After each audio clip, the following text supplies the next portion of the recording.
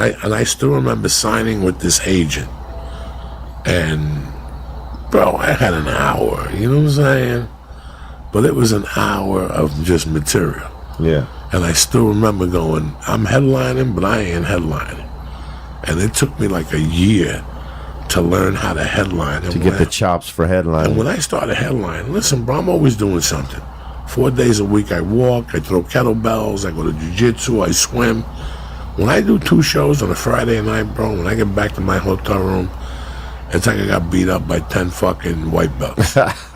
From my hips down, I could feel, and then I got to take 2 of those Tylenol not the PMs, the regular Tylenol. Yeah. And it's so weird how you have to get into touring shape.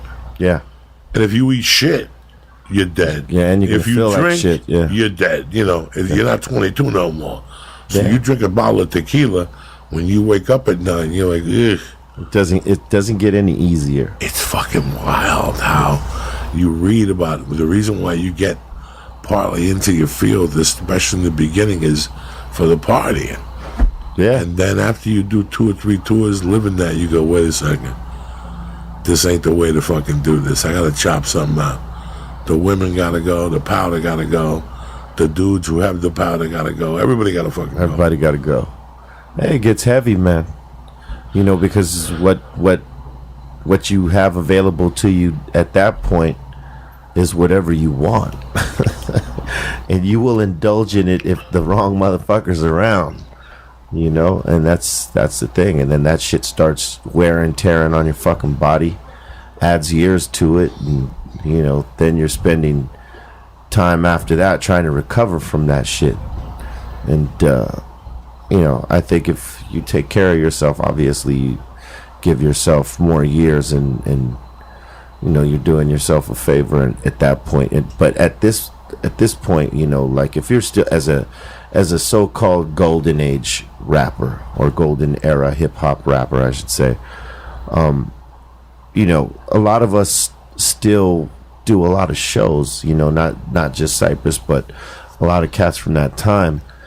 And what you see now is a lot of these guys are now training, getting in shape. Like look at Redman, for instance. You know, he trains all the time. He's a fitness fucking junkie, but really that's to, you know, for his health and to be able to do those shows on the highest level. That Fat Joe ain't Fat Joe no more. Yeah, he slimmed out too. I mean, you know, everybody's more or less taking care of themselves a little bit better than the generation before them. And I think you're going to see more of that, and that's good, man, you know, because there wasn't as much education on how to take care of yourself, and eating right, and the right workouts for, you know, different people, because everybody's body and, you know, responds to something different, you know, so.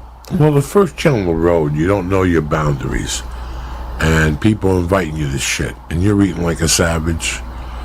You're doing drugs, you're drinking, you're consuming everything. You're waking up for radio, which, let me tell you something. If you have drugs, women, shows, the worst thing out of everything that if you don't do really makes you fall apart is sleep. I didn't know this till I got older, and I got sleep apnea. And they were like, you have no idea. You sleep 6 hours, yeah, you sleep, but you don't recover. You don't recover mentally or physically. 3-4 nights of that shit, you're forgetting your lyrics up on stage. You know what I'm saying? Because you're not sharp. You're not getting a full sleep, yeah. You got to sleep. The working out makes you sharper. Putting your pen on the fucking piece of paper, it all helps out. And it's weird how my life is. I've been doing 20 weeks a year, 25 plus the last 5 years, Lee. And finally I go, you know what? I got to slow it down a little bit this year. Get my ear fixed from the flying. Yeah. I used to swim in the pools and the water stays in there. Then I can't fucking hear for 4 fucking days. Then I got equilibrium. I got nausea. All that shit. I don't need that shit. You doing a New Year's Eve show? Not that I know of. I mean, we used to do them in New York City, you know, once upon a time. But then we shifted over to doing Halloween. But it would be cool to do a show on fucking New Year's Eve. Just, you know, the right scenario, I guess. But, yeah, we haven't played on New Year's Eve since... Fuck, I can't even remember. It's been so long. Now, who do you go into the studio with next? Is it Cypress or?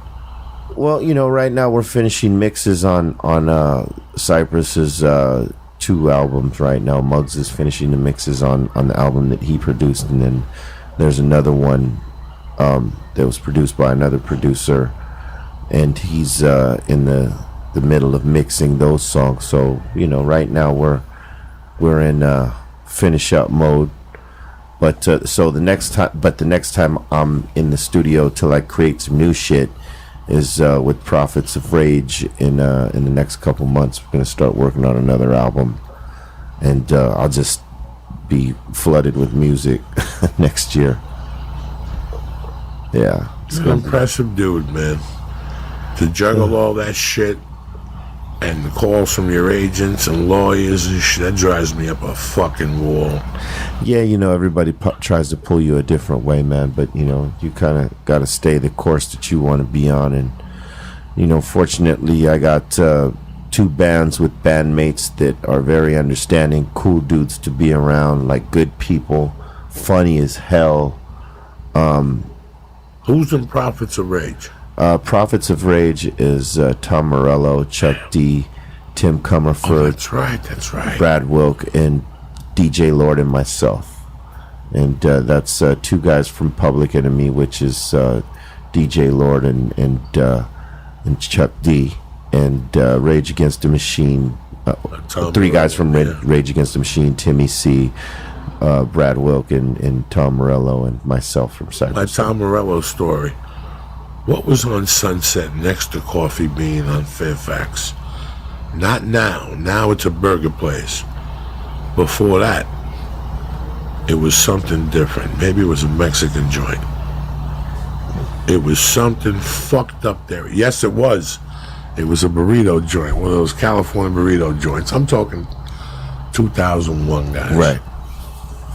I used to cop on Fairfax Reefer.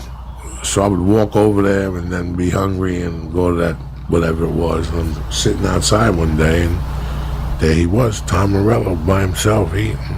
And on the way I threw in the garbage, I don't bother people. He said hello to me, and I go, are you who the fuck I think I am? Was I smoking too much weed? He goes, no, it's me.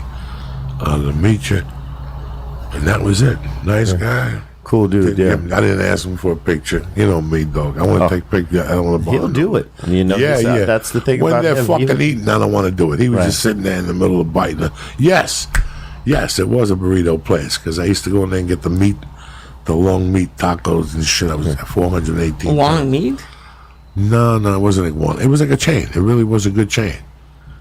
We're going in like fucking Marines. You understand me? Welcome to church, motherfucker.